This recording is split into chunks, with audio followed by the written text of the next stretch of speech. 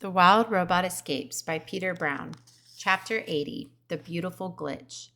Deep inside the robot factory, Dr. Malovo was sitting with ROSM Unit 7134. Roz was now just a robotic head, but for the moment, her head was all she needed. The robot and the designer had many questions for each other, and they sat there for hours having conversations like these.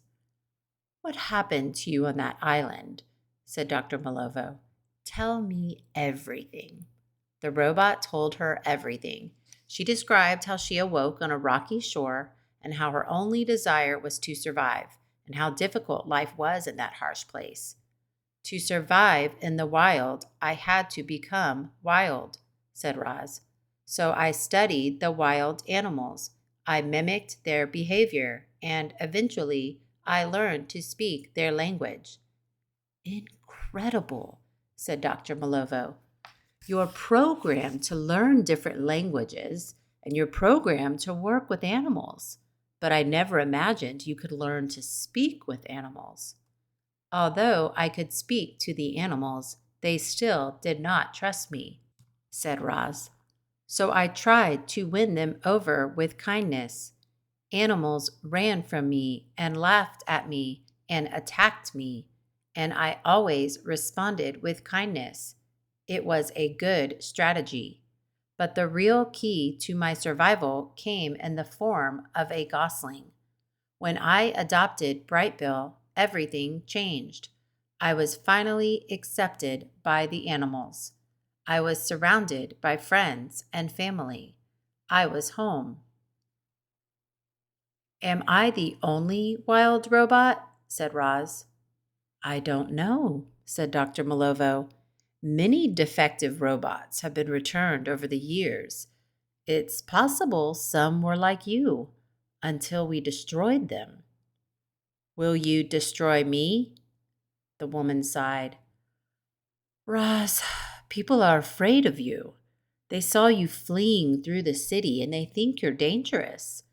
They want to know the danger is gone, and so, when we're finished speaking, I'll have to destroy you." "I am not dangerous," said the robot. "That part of my programming has never failed. Even if I wanted to be violent, I could not." "Have you ever wanted to be violent?" "No. Every problem has a peaceful solution. Violence is unnecessary." "I wish it were that simple," said Dr. Malovo. "It's an amazing time to be alive, but there is still crime. There are still wars. Sometimes violence is unavoidable." "Is that why you have the Ricos?" said Roz. "The Ricos are designed to do all sorts of unpleasant jobs. Some of those jobs require the use of force." "Do you ever worry they might use force against you?" "The Ricos have never given me a single reason to worry," said Dr. Malovo. "But you have." "How did you escape from Hilltop Farm?" said Dr. Malovo, leaning forward. Roz didn't answer. "Let me guess. The children helped." Roz just stared. "They're not in any trouble. If I were them, I'd have helped you too." "They are good children," said Roz finally. "And yet you left them," said Dr. Malovo. "Leaving was not easy.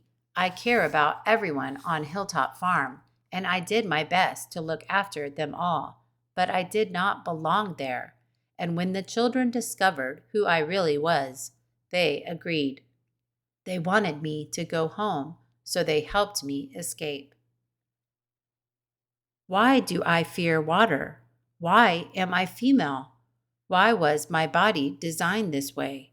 Why does my computer brain know some things and not others?" Why?" Dr. Malova laughed. "Why do you need all the answers?" "You programmed me to learn," said Roz. "I am simply trying to learn about myself." The woman shifted in her seat. "Those questions are more complicated than you realize. There are countless little considerations that go into designing any robot. I have to determine the robot's size and strength and appearance. I have to give the robot the proper programming and computer brain. I have to predict how people will react to the robot. I have to imagine everything that could possibly go wrong. But all my decisions are guided by a single question.